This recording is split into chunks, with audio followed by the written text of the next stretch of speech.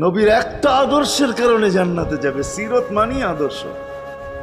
আর এটা আমরা কদমে কদমে মুহতাজ।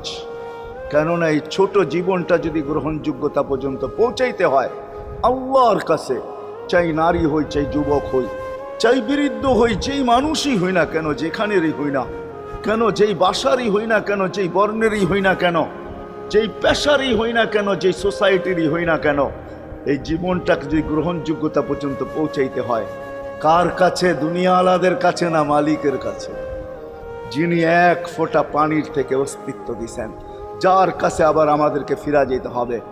পালানের কোনো সুযোগ নাই। এই জন্যই কোরআন আমাদেরকে বোঝায় আইনাল মাফার। আল্লাহ বলতেছে কোথায় ভাগবে তুমি, বলো কোথায় ভাগবে? কবির কথাই সত্য, যদিও নাকি পালাও তুমি আকাশেতে লাগিয়ে সিঁড়ি, সিঁড়ি লাগাও যদি